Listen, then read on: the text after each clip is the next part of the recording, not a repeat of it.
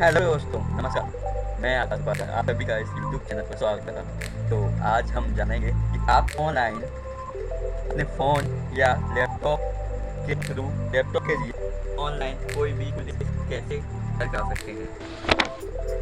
आप ऑनलाइन कैसे कोई आपका अगर पुलिस केस है तो उसमें आप ऑर्डर वगैरह कैसे देंगे। इसके लिए आपको सबसे पहले आप चाहे वकील हों या कोई बागी यानी जो केस करना चाहते हैं या जिन पर केस होगा वो अपने क्या कहते हैं मोबाइल के थ्रू देख सकते हैं, जान सकते हैं उनके केस में क्या स्थिति है या क्या आदेश अभी नया पारित हुआ है।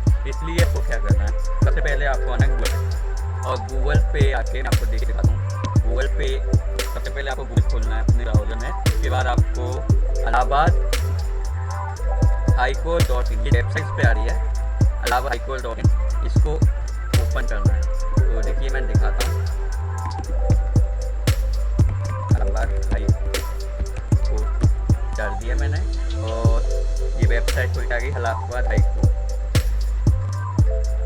तो वेबसाइट खुल के आ जाएगी इलाहाबाद हाई कोर्ट। जैसी वेबसाइट खुलेगी आगे का प्रोसीजर बताता हूँ। ये जब वेबसाइट खुलेगी तो आपके सामने स्क्रीन पर ऐसा कुछ एक वेबसाइट खुलेगी। इसके बाद आपको क्या करना है, आपको इसके बाद ई फाइलिंग ऑप्शन आ रहा होगा, जो मैं वेबसाइट दिखाता हूँ। ये आ रहा है ई फाइलिंग ऑप्शन, इस पर क्लिक करना है। जब आप इस पर क्लिक कर दोगे, इस पर दबा दोगे तो सेकंड पेज आ जाएगा लॉगिन का। लॉगिन या साइन इन भी बोलते हैं। ये बिल्कुल फेसबुक या गूगल जीमेल के जैसा है। इस पर सबसे पहले आपको, अगर आपने रजिस्टर नहीं किया तो पहले आपको नीचे क्लिक हियर टू रजिस्टर पर क्लिक करना होगा। मैं करके दिखा देता हूँ। फाइल पर मैंने क्लिक किया, ये खुल गया, ठीक है। अब इसके बाद की फाइल के लिए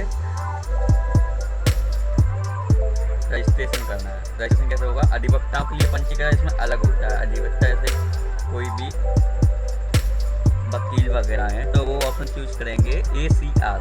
और अगर आप अधिवक्ता नहीं हैं यानी आप वकील नहीं हैं तो आपको ऑप्शन पे लेना है बादी व्यक्ति के लिए इन पर्सन। और इसमें आपको अपना नाम डालना है, जेंडर डालना है, ईमेल आईडी डालनी है, मोबाइल नंबर, आधार नंबर और यूज़र नेम, जो आप यूज़र नेम रखना चाहते हो जो आपको याद है, और एक पासवर्ड डालना है। फिर उसको कंफर्म करने के लिए दोबारा डाल देना है और फिर रजिस्टर पे क्लिक करना है। रजिस्टर पर क्लिक करके आप रजिस्टर हो जाएंगे। इसके बाद आपके सामने आ जाएगी लॉगिन स्क्रीन, जो आप अभी देख रहे होंगे। लॉगिन स्क्रीन आने के बाद आपको क्या करना है, आप अपनी यूजर आईडी पासवर्ड डाल के लॉगिन कर दोगे। जब लॉगिन कर लिया तो आपके सामने ये डैशबोर्ड खुल जाएगा। तो ये जो खुल गया डैशबोर्ड, और इसमें ये सभी लिख कर आ रहा है कि home, crash case, pending case, amendment, ठीक है। तो इसमें लॉगिन हो जाएंगे। अब इसमें क्रैश केस से क्लिक करना है। जैसे ही आप क्रैश केस पे डालोगे तो यहाँ आएगा न्यू केस। तो न्यू केस में आपको केस डालना है, आप केस ट्रांसफर एप्लीकेशन के लिए लगाना है। तो ट्रांसफर और चूज करना है। इसके बाद आपको इसमें देखिए मैं आप जूम कर दिखा रहा हूँ। क्रैश केस, इसमें आपको केस का पेपर डालना है ऑनलाइन फाइलिंग के लिए। अब इसके बाद स्पेशल कैटेगरी आ गया फर्स्ट पेटिशनर ओनली, यानी पहला पेटिशनर। इसमें आपको अपनी कैटेगरी देखनी है कि आपकी कौन सी कैटेगरी है और उसके बाद सेव कर देना है। इसके बाद आप आगे चलोगे और आगे चलने के बाद आपको याची यानी जो भी केस कर रहा है उसकी सारी डिटेल्स डालनी है। इसमें सेलिब्रेशन यानी टाइटल, नाम डालना है, पता डालना है और जो भी डिटेल्स आपकी रहेंगी वो उसमें भर देनी है। इसके बाद आपको फिर आगे चलना है और परिवादी का नाम डालना है फिर आगे इसमें, ठीक है। तो इसमें आप परिवादी की सारी डिटेल्स भरेंगे और अगर नहीं पता है तो आप अननोन में भी भर सकते हैं। इसके आगे फिर आना आपको अधिनियम का विवरण। तो जो अधिनियम है सेंटर का है या स्टेट का है, राज्य का है या केंद्र का है, वो इसमें डालना है। इसे भरने के बाद आदेश का विवरण, अगर कोई आप हाई कोर्ट में कर रहे हो तो लोअर केस से अगर कोई आदेश हुआ है तो वो आदेश आप इसमें आदेश का विवरण डाल सकते हो। लोअर कोर्ट या हाई कोर्ट जिसने भी किया है, डिस्ट्रिक्ट डाल सकते हो, सबऑर्डिनेट कोर्ट नेम डाल सकते हो, किसका टाइप, केस नंबर और केस का साल डाल सकते हो, जज का नाम डाल सकते हो या CNR नंबर। ये दोनों चीज़ ऑप्शनल है, इसके अलावा बाकी चीज़ें तो आपको डालनी होगी। इसके बाद हम आगे बढ़ते हैं। आगे बढ़ के KBA सर्च करना है हमें। तो KBA सर्च क्या होता है, जैसे हमें कोई चीज़ ढूंढनी है तो हम KBA सर्च ऑप्शन पर आके KBA सर्च करते हैं। इसके अलावा इसमें ई कोर्ट फीस, अब ई कोर्ट की फ़ीस का भुगतान की सूचना यहाँ दर्ज की जाती है, ठीक है। जो भी फीस रहती है एफिडेविट वगैरह जमा करने के लिए तो उसको यहाँ ऑनलाइन चुकाया जा सकता है।